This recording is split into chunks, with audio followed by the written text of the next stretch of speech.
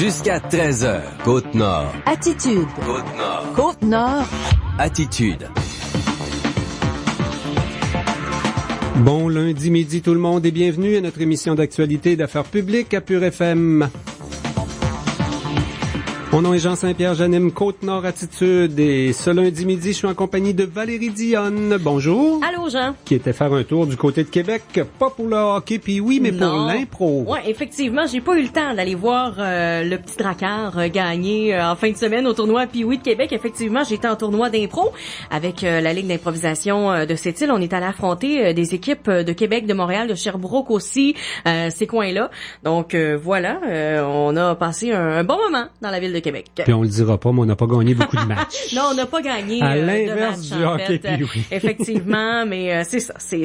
Écoute, on a quand même eu beaucoup de plaisir. Oui, mais ça a été une fin de semaine historique pour nos joueurs de hockey Pee-Wee. C'est pour ça que je fais le parallèle, là. Nos jeunes de 12-13 ans, les meilleurs hockeyeurs de leur âge étaient à Québec pour le tournoi international Pee-Wee. Le petit Dracard ou les Nord-Côtiers, parce que leur nom régulier, c'est les Nord-Côtiers. Mais par tradition, on les a appelés le petit Dracard pour ces 12 jours de compétition là du côté de Québec. Vraiment historique. On a gagné la finale 2A.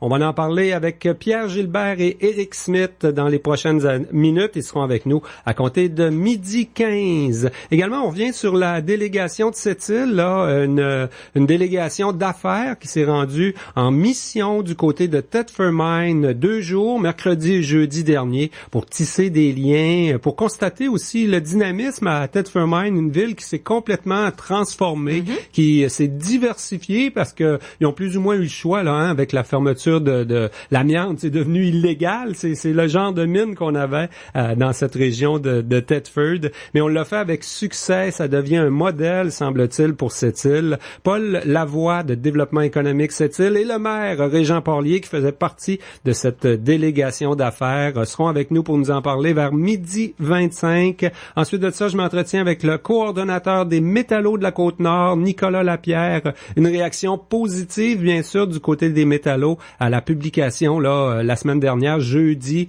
de l'étude de faisabilité par Champion Iron concernant la réouverture de la mine de fer du lac Bloom. Les chiffres sont très encourageants. La réouverture pourrait venir en 2018. Nicolas Lapierre s'en réjouit, bien sûr. On parle aussi de la négociation avec ArcelorMittal. C'est en cours pour les 5 conventions collectives des travailleurs de Fermont et de Port-Cartier. Les discussions se poursuivent tout au cours de la semaine. Donc, Nicolas Lapierre, coordonnateur des métallos, avec nous vers 12h40. Et en fin d'émission, on reçoit l'agente de sensibilisation de notre corpo de l'environnement. Oui, tout à fait. Andréane Rouleau qui va venir nous parler du programme L'envers de ta cour parce que on a appris aujourd'hui que ce programme-là allait être de retour pour les 3 prochaines années. Et ça, c'est grâce à un partenariat avec Aluminerie Alouette. L'envers de ta cour, c'est un programme qui était là l'an dernier, la première année qu'on le faisait. Et c'est pour les écoles, pour les CPE, pour les organismes à but non lucratif également de cette île, pour leur permettre justement de se faire un bel aménagement paysager à l'extérieur. Et c'est un programme qui donne des sous, tout ça, faut s'inscrire. Bref, on aura tous les détails tantôt avec Andréane Rouleau, comme tu le disais, qui est agente de sensibilisation à la Corporation de protection de l'environnement de cette île. Je comprends que c'est le temps d'en parler, mais ils vont être obligés d'attendre que la neige fonde. Oui, ça va peut-être être un petit peu long avant d'aménager les cours arrière. C'est le temps de s'inscrire là pour qu'on ait le temps d'analyser les projets. Ça se planifie l'hiver, ces affaires-là. Avant cette série d'entrevues sur nos ondes, on vous propose à l'instant un bulletin d'information régionale. Actualité Pure FM. Mais d'abord, on parle d'un beau projet de film. Chez nous, à Ouachat-Maliotenam, Kevin Bacon-Hervieux prépare un film sur la communauté de Maliotenam et sur le festival Innu-Nikamu. Il sera diffusé en 2018 à la télévision, son film, au Canal D et aussi à la chaîne autochtone APTN. Ça, c'est la version 45 minutes, mais il y aura aussi un long métrage de 90 minutes qui sera proposé en salle. Le film Innu-Nikamu, la grande tradition présente le festival comme une réussite et une source de fierté pour les Inuits d'Uashat Makmaliutenam. Kevin Bacon-Hervieux se réjouit de l'impact de l'événement culturel dans sa communauté. Une enquête du coroner dernièrement sur les suicides en 2015 à Uashat Makmaliutenam, et c'est même écrit, j'ai été surpris et très ému. C'est écrit dans ce rapport-là que Inu Nagamou joue un rôle qui est extraordinaire. Et le cinéaste, poursuit une campagne de sociofinancement sur la plateforme Kickstarter jusqu'au 26 mars. Il a besoin de 25 000 $ pour compléter le financement du film, qui est en tournage depuis 4 ans. Les pêcheurs de crabes de la Côte-Nord devront composer avec une baisse des quotas ce printemps. Les avis scientifiques présentés la semaine dernière indiquent une diminution de la biomasse disponible pour la pêche dans le secteur de Baie-Trinité à Natashquan. La ressource crabe reste en santé dans les zones de la Côte-Nord, mais les pêcheurs devront respecter le cycle naturel de reproduction. Les biologistes recommandent une baisse de 25 % en moyenne Côte-Nord. Les scientifiques ne prennent pas les décisions finales. Ce sont les gestionnaires du MPO qui vont fixer les quotas après une consultation des pêcheurs au début du mois de mars. Ces derniers acceptent de réduire leur capture ce printemps en espérant qu'une hausse des prix compense. Le président de l'Office des pêcheurs de la zone 16, Paolo Gionnet, estime qu'une baisse de 15 à 20 % serait plus raisonnable, mais qu'il faut une pêche responsable. Pour l'instant, les crabiers sont plus préoccupés par les négociations toujours difficiles avec les propriétaires d'usines de transformation. Ils ont décidé d'aller en appel devant la Cour supérieure du récent jugement de la Régie des marchés agricoles et de l'alimentation qui leur a été défavorable pour le prix au débarquement versé en 2016. La date du procès du chef d'Uashat Makmaliutenam, Mike McKenzie, pour des accusations d'agression sexuelle sur une mineure, d'attouchement et d'incitation à des attouchements sera connue le 17 mars. Vendredi, lors de son enquête préliminaire au palais de justice de Sept-Îles, il a de nouveau nié sa culpabilité. Le juge Michel Parent a émis une ordonnance de non-publication de toute information permettant d'identifier la présumée victime. Par ailleurs, le conseil de Banditoum défend l'indépendance de sa police Innu, la SPUM, face aux élus de la communauté. Le conseil et la direction du service de police soutiennent que les policiers réalisent leur travail dans les règles de l'art en traitant chaque plainte déposée avec professionnalisme. Certains dossiers particuliers sont transférés à la Sûreté du Québec, comme celui du chef Mike McKenzie, pour assurer la neutralité de l'enquête. La SPUM assure sa collaboration au ministre de la Sécurité publique, Martin Coiteux, qui a demandé jeudi une enquête à la commission de déontologie policière concernant le corps policier d'Uashat Makmaliutenam. La députée fédérale de la Côte-Nord, Marilyn Gill, a dénoncé jeudi en chambre à Ottawa l'iniquité dont les travailleurs saisonniers font les frais. Elle a soulevé le problème du trou noir que vivent entre autres les travailleuses de crustacés Baie-Trinité. Celles-ci ont épuisé leurs prestations d'assurance-emploi alors que le travail à l'usine de transformation du crabe ne reprendra qu'au début avril. Selon la députée, le gouvernement Trudeau contribue à ce que les régions se vident et abandonnent le monde à la misère. Marilyn Gill rappelle que le Bloc québécois a adopté à l'unanimité la proposition d'urgence provenant de la Côte-Nord pour que la question du trou noir devienne une priorité. Et puis rappelons que l'équipe de la Côte-Nord a gagné hier la grande finale 2A au tournoi international de hockey Pee-Wee de Québec. On a battu, le Petit Dracard a remporté la victoire 5-3 face aux Voltigeurs de Drummondville. Le Sétilien Olivier Hudon y est allé de 2 buts au centre Vidéotron hier. Il s'agit quand même d'une première historique pour la Côte-Nord. On en parle dans quelques instants avec un des entraîneurs, Éric Smith, également avec Pierre Gilbert de l'association de hockey mineur ou de président de hockey Côte-Nord. Attitude. Ici Guy Jodoin. Je vous dis qu'avec tout ce qui se passe chez Super C en ce moment, c'est payant, s'il vous plaît, de faire zéro compromis. Venez en profiter. Avec les tonnes de rabais de cette semaine, vous allez économiser, puis pas à peu près. Oh que oui! Jusqu'au 22 février chez Super C, les jus de tomates Heinz 540 ml sont à 12 pour 5 $ et les poulets entiers frais sont au prix exceptionnel de 2 pour 12 $. Qu'est-ce que je vous disais? Super C, c'est toujours frais, toujours en stock, toujours à bas prix, garanti. Des conditions s'appliquent, voir superc.ca. Jusqu'à 13h. Côte-Nord. Côte-Nord. Attitude. Pure FM 94.1. Hey, on avait hâte de les recevoir ce lendemain de veille pour les adultes responsables, mais surtout pour les jeunes. Bien sûr, c'est des pee-wee, 12-13 ans. Là, il n'y a pas eu sûrement pas de party avec d'alcool, mais ces jeunes-là devaient être sur un high, comme on dit. Quand même, jour historique pour la Côte-Nord. Gagner dans le 2A, le tournoi international pee-wee de Québec, c'est pas rien. Éric Smith fait partie de l'équipe d'entraîneurs. Pierre Gilbert est vice-président de Hockey Côte-Nord pour l'Est de la région. Bonjour, messieurs. Bonjour, Jean. Bonjour. Hey, félicitations à nos jeunes et à tous les adultes. J'imagine que tous les parents étaient là, même si on était en pays étranger, là, à Québec. Le public a eu droit à un bon spectacle de la part des Nord-Côtiers, du Petit Dracard. Ça fait 20 ans, en fait, qu'on se prépare ou qu'on crée le rêve avec les jeunes. Ça fait 20 ans qu'on y va au tournoi Pee-wee de Québec avec le logo du Dracard. À toutes les années, on fait une équipe nouvelle. C'était des deuxièmes années. Donc, deuxième année Pee-wee depuis... C'est toujours nos meilleurs 13 ans, ouais. Meilleurs 13 ans depuis l'an passé. Cette année, on a des premières années dans l'équipe parce qu'on est dans le 3. En fait, on est dans la Ligue d'excellence du Québec. Donc, dans le 3 relève. Comparativement aux équipes qui étaient là au tournoi, c'était toutes des 13 ans. Donc, ça fait... Moi, j'ai été en 2002-2003. J'ai même coaché Gabriel Bourque, là, qui est rendu dans la Ligue nationale aujourd'hui. Et puis, depuis 6 ans que je suis le Dracard. Depuis 6 ans, on a changé un peu la formule. On pratique à tous les mois. Avant ça, c'était pas comme ça.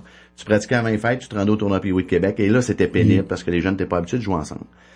La différence qu'on a cette année comparativement aux autres années, c'est qu'on a un système de jeu maintenant. On pratique à tous les fins de semaine qu'on a de disponibles.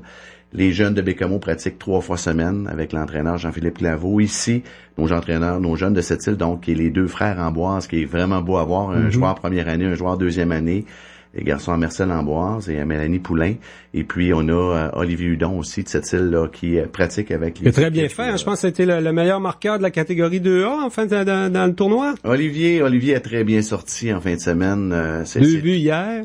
Oui, ben c'est un joueur très puis très bon soccer également. Hein. C'est un dominant au soccer. Au hockey, dans les bons moments, on en a parlé avec l'équipe entraîneur. Dans les bons moments, Olivier a été capable de transporter l'équipe puis permettre de gagner des matchs parce qu'on a relevé des grands défis. On a joué contre l'équipe de la Suisse. On parle à peu près d'un bassin de 2 millions d'habitants. On a joué contre Halifax, 400 000 habitants. On a eu à peu près, je pense, 70 au camp d'entraînement, nous. Donc, c'est des gros bassins, c'est des joueurs de 13 ans comparativement à nous. Donc, la Côte-Nord a relevé un grand défi. Ce qu'on vendait dans la chambre depuis plusieurs mois, c'est qu'on est des travaillants. Et c'est là-dessus qu'on a focusé un système de jeu, oui, mais aussi par rapport au travail des gens de la Côte-Nord, des gens qui sont fiers. Donc, la fierté était pour nous autres une des valeurs fondamentales. Donc là, je cherche à comprendre là, comment on explique le succès de notre équipe en fin de semaine. Dans ce que tu viens de dire, il y a 3 explications. Il y a la structure. On a beaucoup amélioré la structure, mais je semble comprendre aussi qu'il y a du talent brut là, dans cette édition-là. Là. Il y a des joueurs vraiment talentueux, quoi. T'es suivi depuis les 20 ans que ça existe, le Petit Dracard, Éric. C'est-tu le talent plus brut que t'as vu, quoi? Non, on a eu des équipes beaucoup plus fortes. Ah oui, en termes de talent individuel. Qui est tout basé sur le système de jeu qu'on a donné. On a été voir, pour te donner une idée, lundi, on était voir un match hors concours. La Suisse jouait hors concours. Et puis, dans le terme hockey, c'est que les défenseurs pinchaient beaucoup, étaient très agressifs en zone offensive sur nos ailiers qui voulaient sortir de la zone. On a convoqué une pratique. Jeudi, on a convoqué nos joueurs à une pratique. On a juste pratiqué le chip-out, donc sortir la rondelle par la baie vitrée pour pouvoir se sortir de ce piège-là des défenseurs de la Suisse qui nous a permis de gagner le match 3-1. Donc, on a déstabilisé l'équipe de la Suisse et on a permis de gagner ce match-là. Fait que tout est dans... Je pense qu'on avait des équipes de plus de talent à l'époque des deuxièmes années comparativement à cette année. On a beaucoup de premières années. Mais surtout, c'est tout le système de jeu qu'on a mis en place. Puis un bon système de communication. Les jeunes avaient une attitude exemplaire. On a gagné le tournoi de Jonquière, il y a à peu près 3 semaines, qui est dans notre division 3A relève.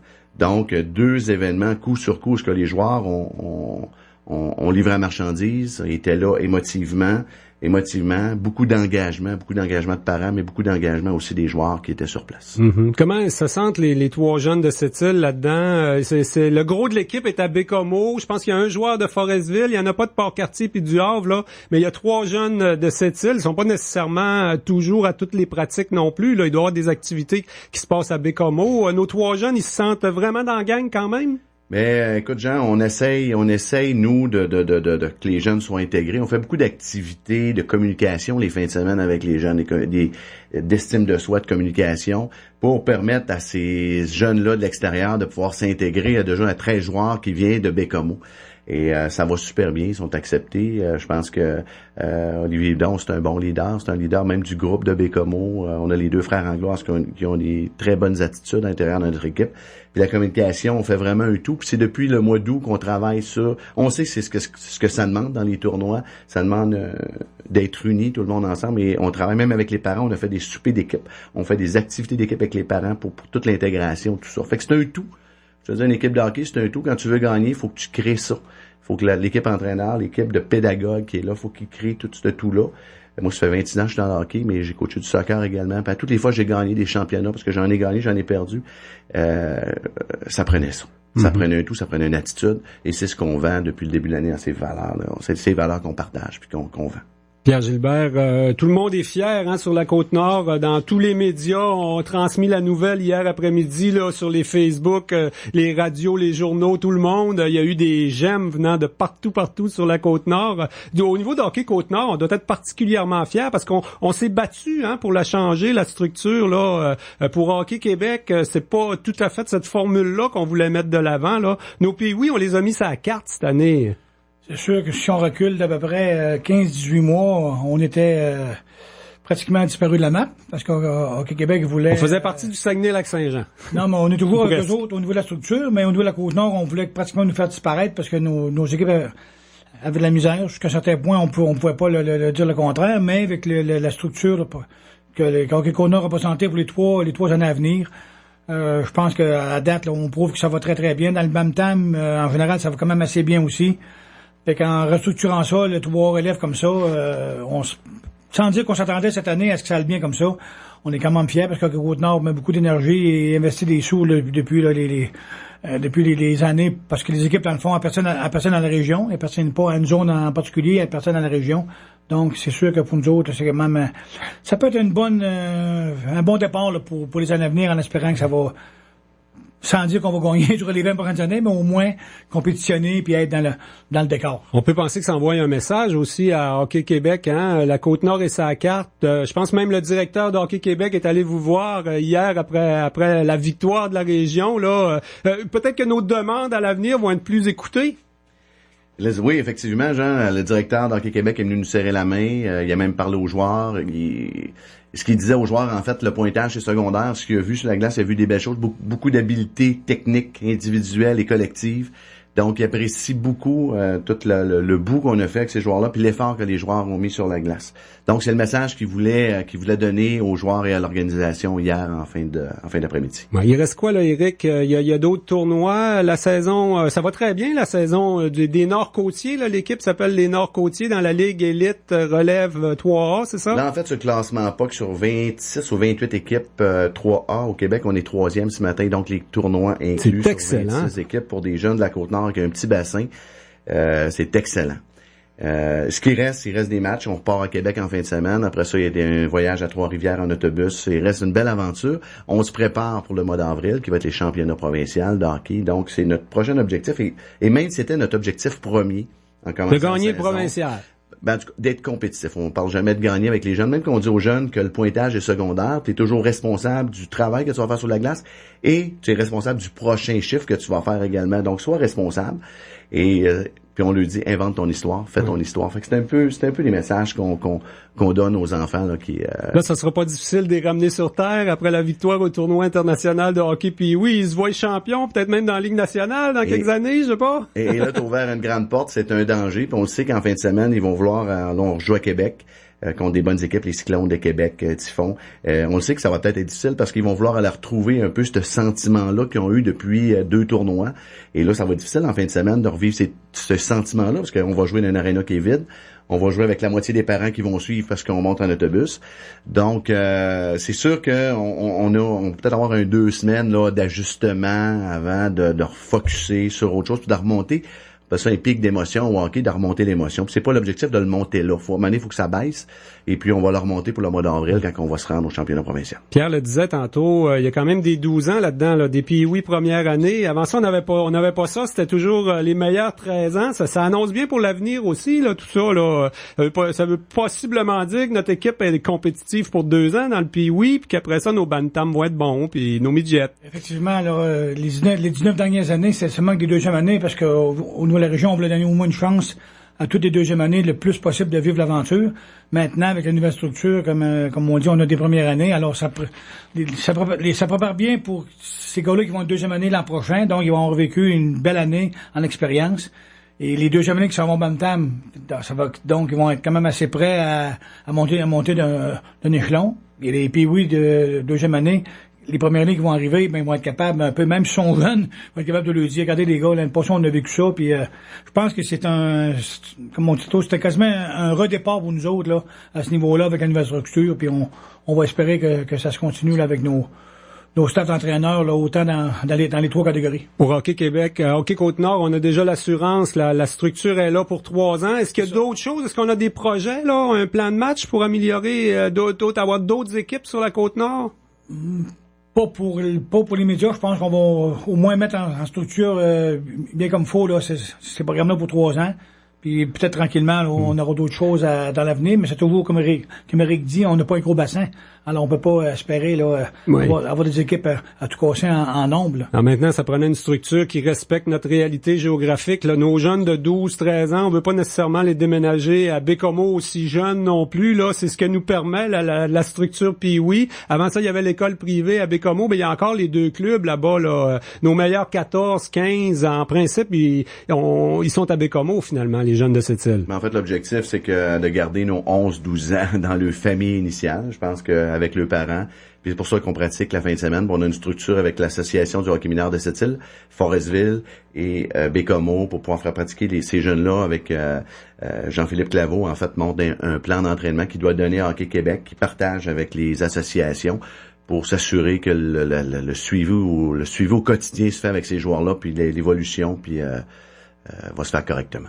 En tout cas, un gros bravo à nos jeunes qui ont si bien performé. Félicitations aux adultes qui les encadrent. Eric, on a mis beaucoup de temps. Je sais que c'est bénévole, le coaching, là. J'espère qu'ils te payent tes frais de déplacement, mais à part ça, c'est comme bénévole, puis tu le fais depuis plusieurs années. C'est vraiment précieux pour nos jeunes d'avoir des coachs extérieurs aussi, là, pas toujours parents ou proches d'un jeune en particulier. C'est précieux. Il y a Jean-Philippe Claveau de Bécomo qui est l'entraîneur-chef, mais je pense que vous êtes 3, hein? On est 3. Il y a Jean-Marc Lévesque également. Jean-Philippe Claveau qui est un éducateur physique, donc un bon pédagogue, qui est impliqué dans le hockey depuis 10 ans comme entraîneur à différents niveaux. Il était entraîneur adjoint avec moi avec le Petit Dracard pendant 3 ans. Donc, c'est des contrats de 3 ans, en fait. Fait que c'est pour ça que je me suis après ça à côté avec Jean-Philippe là pour suivre l'aventure du Petit Dracard. Fait que on est bien content là de cette année de pouvoir gagner le tournoi Pee-Wee de Québec qui est un rêve depuis 20 ans. Félicitations, puis bonne chance pour la suite des choses. On vise le championnat provincial d'être le plus compétitif possible et pourquoi pas être champion du Québec. Ça annonce bien si on est champion du tournoi international Pee-Wee. Merci beaucoup pour votre présence en studio, Pierre Gilbert, Eric Smith. Merci, Jean. Côte-Nord. Attitude. L'événement temps froid offre brûlante se poursuit chez Olivier Chrysler. Obtenez le Jeep Grand Cherokee Laredo 4x4 2017 à 0% de financement à l'achat jusqu'à 60 mois, aucun acompte. Ou la toute nouvelle Chrysler Pacifica LX 2017 à 0% de financement à l'achat jusqu'à 84 mois, aucun acompte. De plus, aucun paiement au financement pour 90 jours. Venez en profiter dès maintenant chez Olivier Chrysler, ouvert du lundi au vendredi, financement spécialisé sur place. 119 Monseigneur-Blanche. Aïe aïe, Sophie, t'as des paparazzis qui te suivent. Ben oui, toi. Madame, vous êtes radieuse. Quel est votre secret? Ouais, je suis ta meilleure amie. Oh, tu me croiras jamais. Dis-le donc. Je me suis offert des soins du visage, un lifting sans chirurgie, j'ai peaufiné ma silhouette, je me suis réinscrite au gym et je me suis fait faire une coiffure de star. Seigneur, ça a dû te coûter un bras? Ben non, regarde, j'ai encore mes 2 bras grâce à la boutique Attraction. T'as plein d'offres à 50% du prix partout à travers le Québec. Toutes les femmes en rêvent et moi, j'en fais une réalité. BoutiqueAttraction.com, 100% de plaisir pour 50% du prix. Ici Daniel Potvin, je vous guide tout au long de votre avant-midi avec des bonheurs simples de la vie. Musique, souhait du jour, marché aux puces, communiquer des organismes, entrevues, menu du jour et autres trouvailles. Du lundi au vendredi, dès 9h à Pure FM. Côte-Nord. Attitude. Pure FM 94.1. Eh bien, cette fois, on va parler de la délégation d'affaires de cette île qui s'est rendue à Thetford Mines mercredi et jeudi, 2 jours de rencontres, de visites sur le terrain. On prend un peu Thetford Mines comme un modèle en termes de réussite dans la diversification d'une économie. Thetford Mines, ça le dit, hein, c'est une ancienne ville minière qui a connu des problèmes et qui a dû se tourner vers d'autres choses. Régent Parlier, maire, faisait partie de cette délégation d'affaires. Il est avec nous, de même que Paul Lavoie de Développement économique Sept-Îles. Bonjour, monsieur. Bonjour. On a passé du bon temps à Thetford Mines, c'était instructif. Oui, d'abord, on a été bien accueillis. Les gens ont aimé ça, organiser ça, puis de notre côté, on était heureux d'y aller. Une belle chimie avec les gens de là-bas, avec nos entrepreneurs, les entrepreneurs de là-bas. Une belle visite de leur complexe, l'espace entrepreneurial, non? Une très belle rencontre. Pourquoi Thetford Mines? Hein? Je pense que ça a commencé. On a vu la visite d'un représentant du milieu économique, là, du développement économique, venir rencontrer les gens d'affaires ici, expliquer un peu comment est-ce qu'on a fait pour se diversifier. On a choisi d'aller à Thetford pour ça, justement. Là, c'est un modèle de réussite pour nous autres. Ça part pas de nulle part, effectivement. Moi, j'ai une belle complicité avec le maire de Thetford Mines. On siège ensemble à l'UMQ. Marc-Alexandre, c'est un gars qui pense beaucoup de développement économique, puis il était d'abord directeur au niveau économique avant d'être maire à la ville de Thetford Mines. Lorsqu'ils avaient obtenu le titre de première ville entrepreneuriale au Québec en 2014, ça avait beaucoup attiré mon attention. Je lui avais demandé, j'étais allé voir. Leur directeur économique, Luc Rémillard, est venu à cette île, a fait une conférence sur comment eux avaient traversé les étapes de morosité économique pour devenir finalement en bout de piste la première ville au Québec en entrepreneuriat. Et suite à ça, avec les gens de développement économique, on avait planifié de faire. D'abord, le maire de Thetford m'offrait de venir ici, mais on va aller faire un tour là-bas et il s'est créé, je pense, une très belle dynamique. J'imagine, Paul, que ça se prépare, un voyage comme ça. C'est toi qui as un petit peu organisé ça, voir on va à tel endroit. On avait quand même du choix, hein, à Thetford. Entre autres, on a visité des centres technologiques, un centre de recherche également. Oui, la première journée, c'est la deuxième journée, dans l'avant-midi, c'était des visites un petit peu plus dirigées, si on veut, justement, un centre de recherche qui est l'équivalent de ce qu'on a ici au Cégep de Sept-Îles, l'ITMI. Là-bas, c'est le centre sur la plasturgie et le centre de recherche sur minéral. On est allé chez Oléotech aussi, qui offre aux entreprises de faire de la recherche au niveau de la chimie verte dans leurs procédés pour intégrer un petit peu plus de procédés durables dans la chimie. Dans l'après-midi, ce qui était très intéressant pour nos PME, c'est que là, on a eu un petit peu un tout inclus, si tu veux, de la part de la SDE là-bas. Ils nous ont dressé une liste d'entreprises qui pouvaient être intéressantes pour les propriétaires de PME qu'on voulait amener. Et là, nos gens des entreprises ont pu aller visiter, accompagnés par quelqu'un de la SDE là-bas, individuellement, soit des partenaires éventuels, des clients ou peut-être même des fournisseurs pour essayer de développer leur propre entreprise ici à cette île. Et là, tu vas peut-être me dire qu'il y a des secrets là-dedans, là, mais est-ce qu'on a signé des ententes? Est-ce qu'il y a des maillages qui sont en train de se faire? Écoute, sans donner des noms de PME, si c'est secret. Naturellement, on n'a pas discuté de ça dans l'avion en revenant. Ce que je peux dire, par contre, c'est que l'ensemble des gens d'entreprises qui étaient là sont revenus emballés. Il y a effectivement, en tout cas, à défaut de peut-être contrats signés, il y a de très bonnes ententes qui ont été faites. Les gens se sont parlé. Il y a des projets éventuels qui sont sur la table. Pour le reste, effectivement, je suis obligé de dire que c'est un secret pour l'instant. Comment on y est parvenu là du côté de Thetford Mines? Ils ont peut-être eu le couteau en dessous de la gorge, comme qui dirait, parce que les mines d'amiante, là, ils ont fermé. C'était plus acceptable dans le monde. Il y avait plus de clients pour ça. On est allé jusqu'au bout là de conserver ces emplois-là, mais ils ont disparu. C'est quand même une réussite de diversification économique. La population n'a pas baissé à Thetford Mines. Comment ils sont parvenus à ça?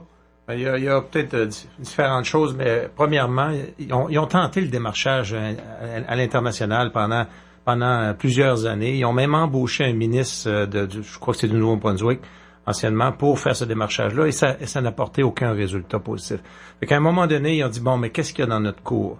Et là, ça a été le travail de terrain systématiquement. Alors, rentrer dans une entreprise, dire, bon, est-ce que tu as des projets? Est-ce que tu as des choses que tu fais faire à l'extérieur qu'on pourrait faire ici maintenant? Parce que effectivement, on peut le faire. Et lentement, mais sûrement, ils se sont montés une structure entrepreneuriale parce que, tu le disais, c'était une ville minière. Donc, c'était pas, eux non plus, à quelque part, avaient pas cette culture entrepreneuriale. C'était tout à développer. Au niveau des communications, il y a un gros travail qui s'est fait aussi, parce que l'impression de la population vis-à-vis ce qui était devenu Thetford Mines, très morose, très négatif, mais ils se sont mis à travailler beaucoup sur l'aspect communication. Les bons coups, on va en parler. Et morceau par morceau, comme ça, ils ont développé leur structure. Et le fameux espace entrepreneurial qu'on est allé visiter aussi, où il y a une synergie tout à fait incroyable. Je peux vous dire, les entreprises qui nous accompagnaient, là, moi je l'avais déjà vu l'espace, mais les gens ont vu, c'est un lieu physique, lieu physique où, au centre de où ça, le monde se parle, c'est ça. C'est ça le secret. C'est pas un parc industriel, c'est un espace parce que le monde se parle. Exact. Des petits locaux, souvent, les gens qui ont besoin juste d'un petit local pour faire le démarrage, beaucoup de start-up qui partent là.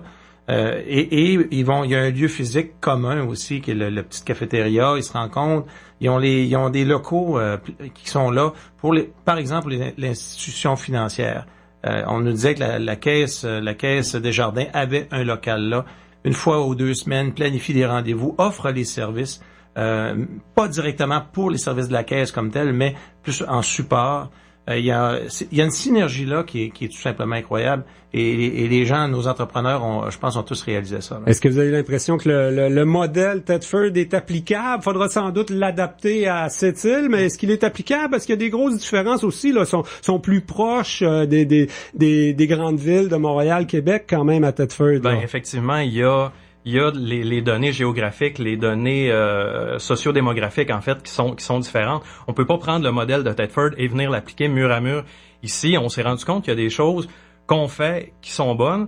Il y a des choses là-bas qu'on a trouvées particulièrement intéressantes, comme par exemple les gens qui veulent se lancer en affaires, qui vont à la Société de développement économique, sont automatiquement dirigés vers un cours de lancement en entreprise qui est donné à l'équivalent de l'éducation aux adultes. Donc, ils forment une nouvelle génération d'entrepreneurs qui ont des connaissances en comptabilité, en marketing, toutes les connaissances de base qui vont éviter ou en tout cas diminuer la chance d'avoir des difficultés avec ça dans les premières années. Ce qui fait qu'en fait, les entrepreneurs qui se lancent en affaires sont déjà formés, en plus de dans leur domaine technique, en administration. Ça, c'est quelque chose sur lequel on travaille un peu à la pièce, mais qu'on a trouvé particulièrement intéressant du côté de développement économique cette île. Et évidemment, nous, au travers des initiatives qui ont été prises dans les dernières années, on commence à travailler, à faire un peu un mapping de notre capacité entrepreneuriale. Eux ont commencé ça il y a beaucoup plus longtemps, puis ils ont un continuum qui est vraiment important de la sensibilisation à l'école jusqu'à la relève une fois que l'entrepreneur a fini sa durée de vie comme entrepreneur et qui veut céder la place. Donc, eux autres sont intégrés partout au travers de la SDE, mais au travers des autres organismes aussi. Et Jean-Paulier, en terminant, est-ce que tu as l'impression qu'on progresse là? Il y a comme 2 choses là-dedans. On veut développer une culture entrepreneuriale, éventuellement chez nos jeunes. Je voyais la semaine dernière là, les chiffres récents du ministère de l'Éducation. On a encore un très haut taux de décrochage, malheureusement, sur la Côte-Nord. Puis d'autre côté, ben c'est de diversifier notre économie. Ça fait quand même 2 ans qu'on en parle. Est-ce que tu as l'impression qu'on progresse à cette île depuis 2 ans là-dedans? Absolument. Une marche à la fois, on y va. Au début, puis moi je pense que si on avait réussi à porter la ville de cette île, là, c'est impossible, là, mais des avoir apportés à Thetford Mines pour voir là, ce succès-là, le success story, là, l'espace entrepreneurial. Moi, je pense qu'il n'y aurait aucun doute dans la tête des gens de cette île qu'on peut le faire chez nous, à notre image, avec notre sauce à nous. Hein, la recette sera pas la même, mais il y a des petites choses à modifier. Mais ce qu'il y a derrière tout ça, c'est de créer une synergie. Puis oui, beaucoup au niveau de l'éducation. D'ailleurs, au niveau de l'éducation, avec la table entrepreneuriale, de plus en plus, avec les commissions scolaires, on travaille en partenaire.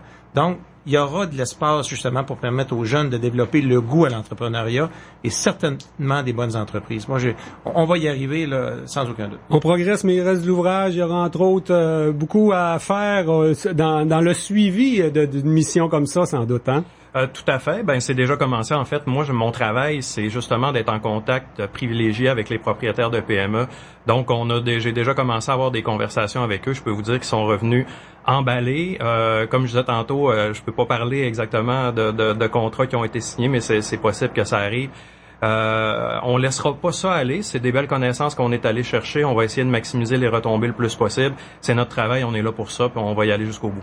Paul Lavoie de Développement économique Sept-Îles, Régent Paulier, maire de Sept-Îles, qui a participé à cette délégation d'affaires à Thetford Mines mercredi et jeudi dernier. Un gros merci pour votre passage à Côte-Nord Attitude. Merci beaucoup. Merci. Bonne journée. Jusqu'à 13h. Côte-Nord. Côte-Nord. Attitude. Dans quelques instants, je m'entretiens avec le coordonnateur des métallos de la Côte-Nord, Nicolas Lapierre, qui réagit entre autres à la publication la semaine dernière de l'étude de faisabilité vers une réouverture de la mine de fer du lac Bloom. Chasseurs et chasseuses de la Côte-Nord, la ZEC Matimec vous présente Histoire de chasse avec la tournée de l'Homme Panache 2017 qui se tiendra au Centre des Congrès de Sept-Îles ce 25 février à 19h. Découvrez la charmante Miss Panache dans des scènes de chasse à couper le souffle. L'entrée est gratuite pour toutes les femmes accompagnées d'un homme et on fera une finaliste ici pour le tirage d'un voyage safari photo ou de chasse en Afrique. Les billets sont en vente chez Sept-Îles Chasse et Pêche, Propac, Port-Cartier, Tabagie, Gamache, Complexe Agara. Et pour plus d'informations, visitez hommepanache.com. Jusqu'à 13h. Côte-Nord. Côte-Nord. Attitude. Pure FM 94. On va revenir sur cette belle annonce de la semaine dernière. On sait que la compagnie Champion a remis en fait son étude de faisabilité pour le projet de mine du lac Bloom. C'est encourageant, c'est du moins ce que juge également le syndicat des métallos, le coordonnateur pour la Côte-Nord et l'Est du Québec. Nicolas Lapierre est avec nous. Bonjour Nicolas. Bonjour. Alors les métallos ont rapidement réagi là quand on a dévoilé l'étude de faisabilité pour la mine du lac Bloom. C'est à peu près ce qu'on s'attendait. On a hâte de réouvrir la mine. Là. Ah oui, ça c'est clair qu'on a hâte. On a hâte pour nos membres qui sont sur les listes de rappel. On a hâte aussi pour évidemment la communauté fermontoise et toute la communauté nord-côtière qui va profiter du redémarrage et de la réouverture. Bien sûr qu'on salue ça. C'est un pas dans la bonne direction. Ça nous assure pas de la reprise des opérations demain matin, mais minimalement c'est mieux d'entendre ça que d'entendre que c'est pas viable économiquement. Donc on est encouragé par ça, puis on espère que le tout va se poursuivre, qu'on puisse espérer un redémarrage le plus tôt possible. On a parlé avec un VP là, chez Champion Iron la semaine dernière. Il nous précisait d'ailleurs que ils ont bien l'intention de fonctionner avec le syndicat des métallos. Je pense qu'il y a déjà des ententes. Est-ce qu'il y avait une obligation de la part de Champion de contacter ou de faire affaire avec les métallos, quoi? Oui, il faut comprendre que de toute façon, lors de la vente là, à Champion et à Minerai de Fer Québec, il y a eu ce qu'on appelle un transfert des droits, des obligations, donc toute la convention collective et les listes de rappel ont suivi. Donc, ils sont liés par une convention collective avec le syndicat des métallos et par la liste de rappel. Donc, évidemment, tous nos travailleurs devront être rappelés en premier lieu. Puis, s'ils ont besoin de plus de main-d'œuvre, après avoir épuisé la liste de rappel, ils devront procéder par embauche. Mais le syndicat des métallos est le seul et unique négociateur en plus. Ça fait quand même 3 ans que c'est fermé, la mine du lac Bloom. Vos membres sont encore mobilisés. La liste de rappel, il doit y avoir quand même des gens qui ont quitté la région ou qui se sont localisés, qui sont trouvés de l'emploi ailleurs, là. Oui, c'est clair qu'un droit de rappel d'une convention collective, c'est pas à l'infini. C'est passé 3 ans là, depuis la fermeture, donc c'est sûr que la liste de rappel a diminué parce que par définition, il y a des gens qui ont épuisé leur droit de rappel, donc c'est ni plus ni moins que comme une démission, si vous voulez. Fait que évidemment, la liste de rappel est moins longue qu'elle l'était, mais elle est quand même, on a encore plusieurs personnes encore sur la liste de rappel. Là. Je n'ai pas le nombre exact, là, mais on a plusieurs personnes encore qui sont aptes à revenir et qui désirent revenir, évidemment. C'est des emplois très rémunérateurs. Fait que c'est sûr qu'on va s'assurer que la liste de rappel soit respectée, que nos membres, les droits de nos membres soient respectés. Et puis après ça, il y a fort à parier que l'employeur devra procéder à la nouvelle embauche. Là. Vous avez dû l'étudier comme faut quand même, l'étude de faisabilité qui a été rendue publique jeudi dernier. Là, c'est quand même des chiffres intéressants. Hein? On dit que le seuil de rentabilité, là, il serait déjà assuré dans le contexte du prix du fer actuel. Puis même si le prix baisse là, d'une façon assez importante, on a quand même un actif qui est vraiment là, qui est vraiment intéressant pour Champion. Oui, ça c'est évident qu'il y a des actifs actifs-là qui sont importants. On a une entreprise qui est prête presque à opérer, là, parce que c'est sûr qu'il y a des investissements qui devraient être faits au niveau des spirales. Là. Les spirales, là, pour ceux qui sont pas très familiers avec le domaine minier, là, c'est tout le système qui permet de séparer le fer de tous les autres minéraux ou les impuretés. Donc, c'est un processus qui est important au niveau de la concentration du minerai. Donc, il y a des investissements qui doivent être faits là-dessus pour optimiser le processus de concentration. Mais un coup que ça sera fait, évidemment, on a une entreprise qui est prête à opérer sur une base de 7 millions de tonnes. Fait que c'est sûr que c'est des actifs importants. Puis, écoutez, à part Tata Steel qui opère aussi, là, qui va commencer à réopérer en 2017, mais évidemment, elle qui est la plus apte à reprendre les opérations, c'est Minerais de Fer Québec. Donc, c'est sûr qu'on la suit de près et on est très attentif au futur développement. Là, ce qui manque, c'est quoi? Autour de un peu plus de 300 millions de dollars pour redémarrer la mine. Oui. Les Champion aura besoin de partenaires. Là, il y a déjà le gouvernement du Québec qui est là. Vous êtes confiant, quoi? Ça devrait démarrer en 2018, d'après ce qu'on peut comprendre. Ouais, on serait très, très surpris qu'il y ait une reprise des opérations. En tout cas, personnellement, là, je serais très surpris que ce soit en 2017.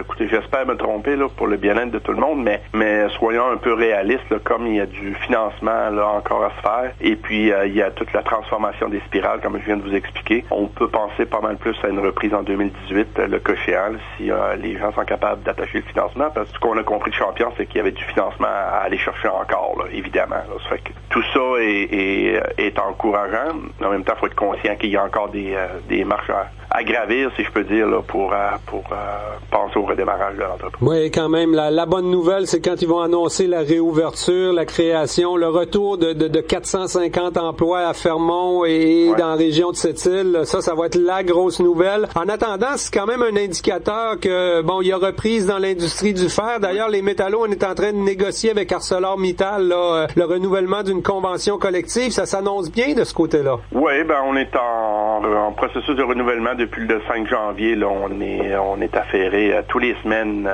à renouveler la convention collective, les 5 conventions collectives chez ArcelorMittal, autant à Fermont qu'à Port-Cartier. Donc, un processus qui suit son cours. Bien évidemment, le cas échéant, lorsqu'il y aura une entente de principe. J'imagine qu'on a mieux négocié présentement que si ça aurait été à négocier il y a 2 ans, là, quand le contexte était moins favorable. Même Arcelor, les chiffres en bourse sont bonnes. Donc, c'est un bon contexte pour négocier. C'est un très bon contexte. On est très heureux de la situation dans laquelle est Arcelor et la situation pour laquelle nous sommes dedans. Oui, on est très confortable avec le système. On sait que c'est une entreprise qui va bien. Je pense que toutes les conditions sont réunies pour arriver à un règlement négocié. C'est toujours ce qu'on cherche ultimement. Hein. Il reste des inconnus là au niveau du prix du fer. Il pourrait bien rechuter. La situation en Chine, c'est quand même encore instable. Il y a des inventaires de fer qui sont assez élevés. Ouais. Il y a l'Australie qui augmente et qui automatise ses usines. Ouais. Est-ce qu'on est confiant quand même face à l'avenir là chez Arcelor? Peut-être que l'automatisation, ça s'en vient aussi. Ça sera peut-être moins de travailleurs dans nos mines là. Ça, c'est clair que ça nous préoccupe grandement. J'ai pris connaissance un peu de la présentation de M. Marquis qui voyait l'automatisation dans le domaine minier comme un must. Écoutez, c'est peut-être un must pour la productivité puis pour augmenter les profits. C'est loin d'être un must pour nos collectivités. Tout ça va se traduire inévitablement par beaucoup moins d'emplois. Puis c'est sûr qu'on est très inquiète. Quand on regarde le modèle minier qui est en Australie, on a des mines qui sont en grande partie opérées à distance de par des salles de contrôle, des camions automatisés. Écoutez, on s'en va là. Je pense qu'on voit déjà d'ici quelques années, on aura des autos qui seront complètement sans conducteur. Je pense qu'on y échappera pas dans le domaine minier. Oui, ça nous préoccupe grandement, puis ça préoccupe grandement le syndicat des métallos, particulièrement dans les régions, parce que les régions profitent beaucoup d'emplois très rémunérateurs comme ça. Fait que puis tout ça met de l'argent dans l'économie, puis fait profiter aussi des emplois en périphérie. Le jour où tout sera opéré à distance par une poignée de personnes, une minorité de personnes dans une salle de contrôle, je pense pas que nos économies régionales pourront tirer leur épingle du jeu. Oui, ça nous inquiète grandement. Comment y faire face, c'est une réflexion qu'on doit faire. Écoutez, depuis la nuit des temps, les processus s'améliorent. Il y a eu il y a déjà eu de la mécanisation. Tu sais, je pense dans le domaine minier, on a déjà été 15 000 travailleurs un peu à la grandeur de la Côte-Nord. On est 4 000 à peu près présentement, ou à peine, 3 500. C'est sûr que les procédés se sont mécanisés, mais en même temps, là, on est rendu à une étape plus loin. Là. On parle d'automatisation, on parle de robotisation, on parle d'opération à distance. Oui, c'est très inquiétant. On va s'y pencher, c'est sûr, du côté syndical. En même temps, on peut faire quoi? On peut pas aller contre le progrès quand les compagnies auront l'argent pour investir dans des machines, des robots. Ça va changer beaucoup la tâche. Les métallos de l'avenir feront pas la même chose sur le terrain, là. On est très conscient de ça. Mais c'est pas un problème seulement métallo. Faut être conscient que c'est un problème régional aussi. Parce que le jour où une entreprise comme ArcelorMittal, puis je fabule un peu, si vous me permettez, là, le jour où l'entreprise aura plus 2000 travailleurs, on en aura 1000, c'est 1000 emplois à 100 000 $ par année qui sera plus, c'est de l'argent qui est plus injecté en région. Là. Puis c'est la même chose pour la minière IOC. Faut être conscient de ça. L'automatisation à la minière IOC, on parlait possiblement une trentaine de postes en réduction au niveau de cette île l'an passé parce que eux sont dans un processus un peu plus avancé. C'est 30 emplois à 100 000 $. Je sais pas si vous savez, mais ces gens-là, ils consomment des autos, ils achètent des maisons, ils consomment des services, ils vont au restaurant. Le jour où on aura plus ces 30 emplois-là, quand même que les gens me diraient ça va être compensé par d'autres choses. C'est clair que ce processus-là, c'est pour augmenter la profitabilité de l'entreprise. C'est correct. On veut que les entreprises fassent du profit, mais il faut que nos régions tirent leur épingle du jeu. Puis là, on a de la misère à voir comment est-ce que nous, on pourrait tirer notre épingle du jeu là-dedans. Oui, on veut garder des emplois de qualité aussi sur la Côte-Nord parce qu'il y a aussi des emplois de moins de qualité problématiques. Demain, il y a des membres là, du syndicat des métallos à Baie-Trinité, des femmes à l'emploi de l'usine qui vont donner une conférence de presse sur le trou noir. On le voit là que même si on est métallo, c'est pas tous vos membres qui ont les mêmes conditions de vie et d'emploi. Hein?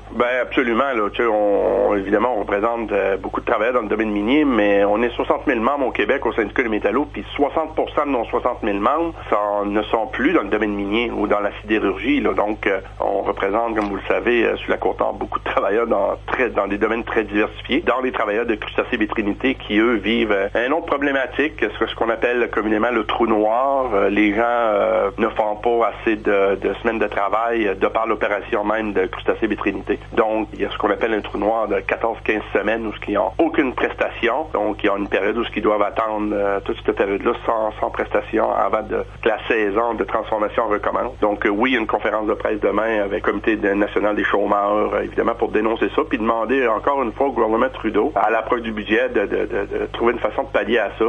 Ça n'a pas de bon sens. Ce programme-là est financé par les employeurs et les travailleurs. Il n'est pas financé par le gouvernement. C'est un programme qui s'autofinance. C'est inacceptable que les travailleurs ne puissent profiter pleinement du régime d'assurance-emploi. Écoutez, c'est pas les travailleurs qui ne veulent pas travailler. C'est les emplois qui sont saisonniers et qui ne permettent pas d'accumuler assez longtemps des prestations d'emploi. Fait qu'on trouve ça odieux, puis on pense que le gouvernement doit prendre acte de ça, puis une fois pour toutes corriger ça. Oui, c'est vraiment au fédéral à s'ajuster. Hein? L'industrie saisonnière est là, puis c'est une réalité économique, finalement. Effectivement, puis les gens de Baie-Trinité, écoutez, dans un rayon de 100 km de Baie-Trinité, les gens, ils peuvent pas. C'est pas possible d'aller travailler pour un autre employeur, puis particulièrement si l'employeur sait que la personne vient travailler chez eux une couple de semaines, sachant qu'il va revenir chez Crustacés Baie-Trinité la saison prochaine. Il n'y a pas d'employeur qui est intéressé à embaucher quelqu'un de façon temporaire, sachant qu'il ne restera pas chez eux. Donc, c'est des situations très difficiles pour nos travailleurs et inacceptables. Il faut que ça fait partie de l'occupation du territoire. Il faut que les gouvernements comprennent que si on veut occuper les territoires, ça veut dire que ça se peut qu'on n'a pas de travail pour faire le tour de l'horloge, si vous me permettez l'expression. Donc, il faut que les gouvernements comprennent ça, parce que s'ils comprennent pas ça, on est aussi bien de fermer toutes les régions, puis tous on allait rester à Montréal puis à Québec, mais on veut pas ça. Moi, j'étais un gars de la Côte-Nord, puis je tiens à la Côte-Nord, puis je tiens à la faire vivre, à la dynamiser. Puis ça veut dire d'avoir l'aide de nos paliers de gouvernement. Particulièrement dans ce cas-là, ça coûte pas un sou au gouvernement. C'est un programme qui est financé par les employeurs et par les travailleurs. Fait qu'il n'y a aucune raison que nos travailleurs ne puissent pas profiter pendant 14-15 semaines de prestations d'assurance-emploi. Inacceptable. Nicolas Lapierre, beaucoup de pain sur la planche pour les métallos dans toutes sortes de domaines au cours de l'hiver. Je te remercie beaucoup. Bonne négo avec ArcelorMittal, puis merci pour l'entrevue radio. Bien gentil, bonne journée.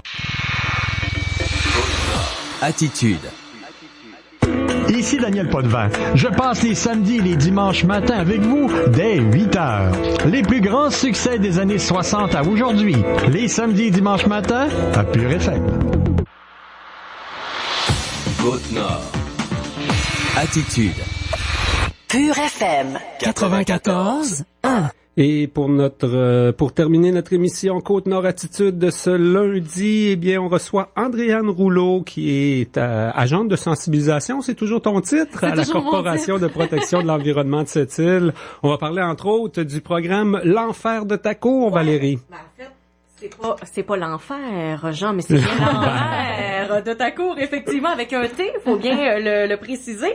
Un programme qui est en place depuis 1 an déjà, si je me trompe pas, je crois que c'est le programme qui remplace le programme de plantation d'arbres. Hein? Ben effectivement, c'est un programme qui en est à sa 2e édition. On est vraiment content d'annoncer qu'il est relancé pour l'édition 2017. C'est un programme qui fait suite en fait à un ancien programme qui était le programme de plantation d'arbres dans les établissements scolaires et les centres de la petite enfance. Et c'est un programme qui vise en fait le verdissement des établissements, des centres de la petite enfance, des établissements scolaires, mais aussi des organismes à but non lucratif. Et là, non seulement il est reconduit pour 2017, mais il est pour les 3 prochaines années. Vous avez eu un beau partenariat avec ce projet-là. Un fantastique partenariat avec Aluminerie Alouette qui nous permet d'annoncer qu'effectivement le programme va revenir sur les 3 prochaines années. Donc on est très très contents et on lance là l'édition 2017. Donc comment ça fonctionne? Ça nous prend un plan. Ce qu'on veut faire pour embellir notre extérieur, ça fonctionne comment? Ben la première étape, c'est de vous procurer le formulaire d'inscription dans lequel il y a plusieurs questions auxquelles il faut répondre, mais qui vous donne aussi toute la liste de qu'est-ce qu'on a besoin nous pour être capable d'accepter en fait le projet et de l'évaluer. Donc la première étape, formulaire d'inscription, on peut se le procurer à la Corporation de protection de l'environnement de cette île, soit en m'envoyant un courriel, mon adresse courriel est disponible sur le site web de la ville de cette île, ou en me téléphonant au 418-962-1316, poste 3. C'est quoi les avantages pour une entreprise d'avoir une cour peut-être plus verte? Oui, c'est plus beau, mais il doit y avoir d'autres avantages que ça. Petite précision, donc le programme s'adresse pas nécessairement s'adresse pas aux entreprises, il s'adresse bien sûr aux organismes à but non lucratif, aux établissements scolaires et au centre de la petite enfance, mais il y a plusieurs avantages évidemment, que ce soit d'avoir un environnement plus beau, plus sain, bien sûr. Le premier est souvent un des principaux que les bénéficiaires ressentent quand ils ont un espace plus verdi, mais aussi la question d'augmenter la biodiversité, c'est aussi un aspect très important dans le programme. On demande aussi à ce que le programme soit pérenne, donc reste le plus longtemps possible pour que les bénéficiaires puissent en avoir pendant plusieurs années. Mais il y a aussi toute la question du transfert du savoir-faire. La question de transférer les connaissances au niveau de nos plantes, de l'aménagement, du maintien du maintien justement de l'espace vert. On a vu dans l'édition 2016 de très beaux projets qui ont permis à des bénévoles, mais aussi des transferts de connaissances intergénérationnels dans certains cas, pour justement garder ce savoir-faire-là dans la région. Justement, le bilan de l'édition 2016, je pense qu'il est super positif. Hein? Ben je crois qu'on a eu vraiment une très, très belle réception. On a vu de très beaux projets ressortir. Et un des avantages du programme L'Envers de ta cour, c'est qu'on offre une subvention jusqu'à 2500 $. Donc, quelqu'un peut nous proposer un plus petit projet ou un plus gros projet, mais surtout, il peut nous proposer un projet qui répond aux besoins des gens qui utilisent le lieu. Et c'est ce qu'on a vu chez les 5 personnes qui ont remporté, qui ont été sélectionnées par le comité de sélection, qui ont eu une subvention cette année.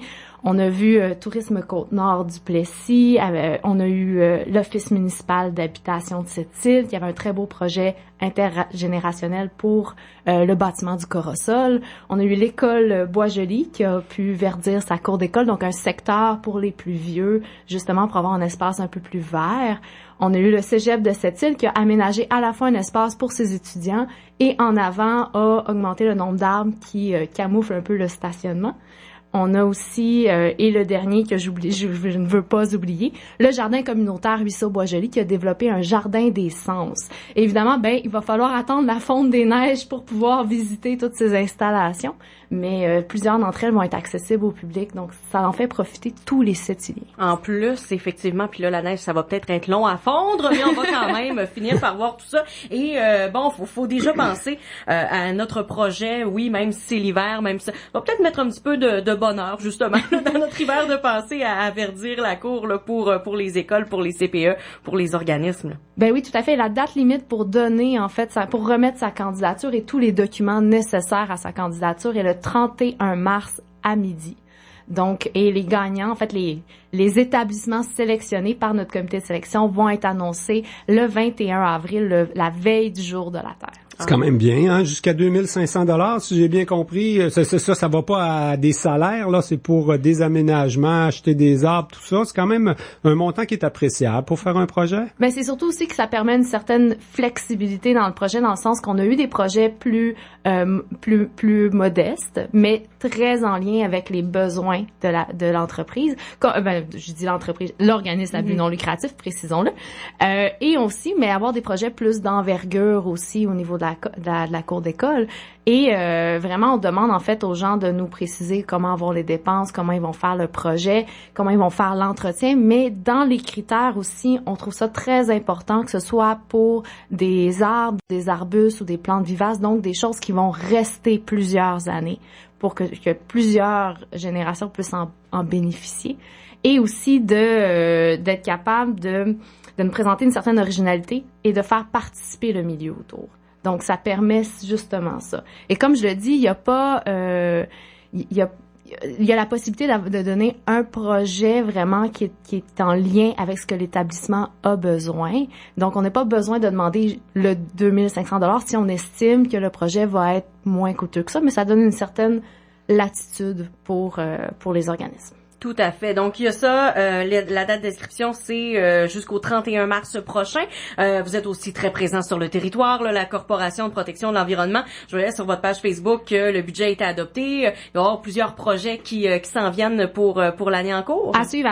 Et j'invite tous les citoyens à nous suivre sur notre page Facebook. En fait, on y a mis d'ailleurs les informations concernant le programme L'envers de ta cour, ainsi que notre concours qui a lieu cette semaine, la dernière semaine du concours Comment je vois le monde, qui est en ligne en ce moment. Et bien sûr, on met sur cette page Facebook-là la majorité des projets qui s'en viennent, là. Donc, quand il y a quelque chose de nouveau, on annonce ça. Donc, suivez-nous, aimez la page. On est aussi actif l'hiver qu'à l'été. C'est surprenant pour une corporation de l'environnement. Non, mais l'environnement, c'est à l'année longue. J'espère. 365 jours par année. Surtout quand on travaille en sensibilisation. Et voilà donc Andréane Rouleau, qui est agente de sensibilisation à la Corporation de protection de l'environnement de cette île. Merci beaucoup d'être venu nous voir dans Contenant Attitude ce midi. Mais un grand merci à vous de m'avoir invité.